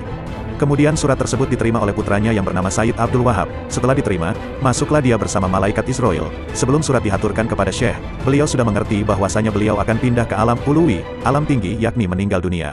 Syekh berkata kepada putra-putranya, jangan terlalu dekat, supaya menggeser agak jauh, karena lahiriahnya aku bersama-sama dengan kamu, sedang batiniahnya aku bersama dengan selain kamu, dan supaya diperluas ruang ini, karena hadir selain daripadamu, tunjukkan sopan santunmu. Siang dan malam harinya, tak henti-hentinya beliau mengucapkan. Beliau berpesan, jangan ada yang menanyakan apapun kepadaku, karena aku sedang bolak-balik dalam lautan ilmunya Allah. Terdengar suaranya nyaring, lalu suara lembut tidak terdengar lagi, dan meninggallah Ridwanullahu anhu. Syekh wafat pada malam Senin Ba'da Isya, pada tanggal 11 Rabiul Akhir tahun 561 Hijriah, 1166 Masehi, pada usia 91 tahun. Manqobah ke-54, Syekh Abdul Qadir bertemu dengan wali pembimbing Syekh Hamad wali besar pada zamannya beliau. Selama belajar di Baghdad, karena sedemikian jujur dan murah hati, beliau mesti tabah menderita. Berkat bakat dan kesalehannya, beliau cepat menguasai ilmu pada masa itu. Beliau membuktikan diri sebagai ahli hukum terbesar di masanya. Tetapi kerinduan rohaniah yang mendalam dalam gelisah ingin mewujudkan diri. Bahkan dalam masa mudanya tenggelam dalam belajar. Beliau gemar mujahadah yakni penyaksian langsung akan segala kekuasaan dan keadilan Allah melalui mata hatinya. Beliau sering berpuasa dan tidak mau meminta makanan dari seseorang, meski harus pergi berhari-hari tanpa makan. Di Baghdad beliau sering menjumpai orang-orang yang berpikir secara rohaniah dan bergaul dengan mereka. Dalam masa pencarian inilah beliau bertemu dengan Syekh Hamad, seorang penjual sirup yang merupakan wali besar pada zamannya. Lambat laun wali ini menjadi pembimbing rohani Syekh Abdul Qadir. Syekh Hamad adalah seorang wali yang sangat keras, karenanya diperlakukan sedemikian keras sufi yang sedang tumbuh ini. Namun calon gauts ini menerima semua ini sebagai koreksi bagi kecacatan rohaninya. Manqobah ke-55, Syekh Abdul Qadir dengan latihan-latihan rohaninya. Setelah menyelesaikan studinya, beliau kian keras terhadap dirinya. Beliau mulai mematangkan diri dari semua kebutuhan dan kesenangan hidup. Waktu dan tenaganya tercurah pada solat dan membaca Al-Quran. Solat demikian menyita waktunya sehingga beliau sering solat subuh tanpa berwudu lagi karena belum batal. Diriwayatkan pula, beliau kerap kali tamat membaca Al-Quran dalam satu malam. Selama latihan rohaninya ini, dihindarinya berhubungan dengan manusia, sehingga beliau tidak bertemu atau berbicara dengan seorang pun. Bila ingin berjalan-jalan, beliau berkeliling padang pasir. Akhirnya beliau tinggalkan Baghdad dan menetap di Syusar, 12 hari perjalanan dari Baghdad. Selama 11 tahun beliau menutup diri dari keramaian dunia. Akhir masa ini menandai berakhirnya latihannya. Beliau menerima nur yang dicarinya. Dari sifat kehewanannya kini telah digantikan oleh wujud mulianya. Manqobah ke-56, Syekh Abdul Qadir melaksanakan kegiatan ibadahnya dan wirid yang beliau baca. Diriwayatkan, para ulama menerangkan bahwa Syekh Abdul Qadir mempunyai murid yang tetap sebanyak 60 orang. Mereka belajar tiap hari. Bagi mereka yang tidak mempunyai pena, Syekh memberi hadiah baginya, dan mereka yang ingin mempunyai sejarah silsilah guru, beliau sendiri yang menulisnya. Apabila beliau batal dari wudhu, beliau melaksanakan mandi wajib pengganti wudhu. Pernah terjadi pada suatu malam beliau menderita sakit perut, sampai 50 kali beliau bola-balik pergi ke kakus untuk qada hajat, dan setiap balik itu selalu beliau melaksanakan mandi wajib. Ada kalanya beliau langsung sendiri pergi ke pasar berbelanja untuk makanan fakir miskin. Hal ini kalau terlihat pelayannya sedang istirahat. Syekh tidak merasa canggung bekerja seperti menumbuk, memasak makanan lalu membagikannya kepada fakir miskin. Syekh sangat menghormati para penziarah yang datang berkunjung kepada beliau. Jarang sekali beliau makan daging atau makan makanan yang serba enak dan mewah. Pribadi beliau sangat tawadu, ikhlas lillahi ta'ala. Beliau sering berbelanja ke pasar untuk memenuhi keperluan dan permintaan keinginan anak-anak. Karomah beliau jarang diperlihatkan atau dipamerkan kepada umum, malah seringkali disembunyikan. Pernah beliau berkata, barang siapa yang memperlihatkan, memamerkan karomah, tiada lain ia hanya mengharapkan duniawiyahnya saja, kecuali kalau diperintah Allah, atau karena motivasi hikmah. Pada setiap hari, beliau melaksanakan sholat sunat 1000 rakaat banyaknya, yang dibaca surat Muzammil. Surat Rahman, bila membaca surat Al-Ikhlas sekurang-kurangnya dibaca 100 kali. Setiap melaksanakan sholat fardu diakhiri dengan hatam Al-Quran. Tiap malam beliau membaca Asma Arba'iniyah 600 kali banyaknya, demikian pula pada siang harinya. Seusai sholat duha, sholat asar, dan ba'da sholat tahajud beliau membaca doa syafi'i, lalu beliau membaca sholawat kubro, Asmaul Husna, Asmaun Nabawi, dan setiap bacaan sebanyak 1000 kali. Manqobah ke-57, Syekh Naqsyabandi menerima talqin zikir Ismuzat dari Syekh Abdul Qadir. Syekh Abdullah Al-Balko meriwayatkan dalam kitab Hawarikul Ahtab fi Marifatil Ahtob pada bab ke-25, saya menerima berita dari Khawajaki Sarmasat ia mendengar pembicaraan guru-guru, para Syekh Kamilin, yang bertempat tinggal di negara Bukhari. Mereka menceritakan bahwa Syekh Abdul Qadir Gaot Sal Adzom pada suatu hari beliau berdiri di atas pagu loteng sebuah rumah menghadap ke arah kawasan Bukhara. Di sana beliau bersama-sama dengan jamaah ikhwan, beliau mencium wangi kemuliaan. Lalu Syekh berkata, nanti sepeninggalku pada masa 157 tahun yang akan datang akan lahir seorang anak lelaki Kolandi Muhammadi, nama lengkapnya Syekh Bahauddin Muhammad An-Naqsyabandi. Dia akan memperoleh limpahan nikmat keistimewaanku, dan hal ini terbukti seperti apa yang dikatakan Syekh. Diriwayatkan pula, pada waktu Syekh Naqsyabandi setelah beliau menerima bayat pentalkinan dari gurunya As-Said Amir Kulal, gurunya memerintahkan kepada Syekh Naqsyabandi agar tarekatnya itu dihayati dengan sungguh-sungguh, dengan menguatkan ingatannya kepada Ismul Adzom. Dirasakan oleh beliau bahwa Ismuzat itu masih labil belum mantap dalam hatinya sehingga timbul rasa cemas. Lalu berangkatlah menuju suatu lapangan. Kebetulan di sana beliau bertemu dengan Nabi Khidir alaihi salam. Setelah disambut dengan ucapan salam, Nabi Khidir berkata, wahai Bahauddin, sesungguhnya Ismuzat itu telah sampai padaku, telah kuperoleh dari Syekh Abdul Qadir. Oleh karena itu saya anjurkan padamu agar kami bertawajuh rabitoh kepada Syekh Abdul Qadir untuk memperoleh keberkahannya. Pada malam harinya Syekh Bahauddin mimpi bertemu dengan Syekh Abdul Qadir. Langsung beliau memberi isyarat dengan jari tangan kanannya ke arah dada Syekh Bahauddin. Lalu beliau mencap mentalkin Ismul Adzom itu pada hatinya. Setelah ditalkin terasa kemantapan dan bisa menghayati sesuatu yang dicemaskan tadi. Keesokan harinya telah dikenal di kalangan masyarakat di tempat itu hal yang telah dialami Syekh Bahauddin. Lalu mereka menanyakannya. Syekh Bahauddin menjawab, sesungguhnya ini suatu pelimpahan dari segala kelimpahan suatu inayah. Pada malam keberkahan itu, saya telah memperoleh limpahan kenikmatan dari Gaot Sal Adzom dan pada malam itu saya melihat bertambahnya peningkatan kondisi mental kerohanianku. Pada masa itu telah masyhur di kalangan masyarakat dan para wali bahwa Syekh Bahauddin telah dicap Ismuzat pada hatinya oleh Syekh Abdul Qadir. Demikian pula halnya Syekh Abdul Qadir mencap, mentalkin Ismul Adzom, Ismuzat pada hati murid-muridnya. Kemudian banyak para wali yang datang berkunjung kepada Syekh Bahauddin, mereka menanyakan tentang pandangannya atas perkataan Syekh Abdul Qadir, Kodami, ala rokobati kuli waliyullah. Syekh Bahauddin menjawab, sesungguhnya menurut pandanganku beliau itu bukan hanya sekedar memijak pundak, tapi ala aini atau ala basiroti, memijak pada mataku atau pada mata hati nuraniku.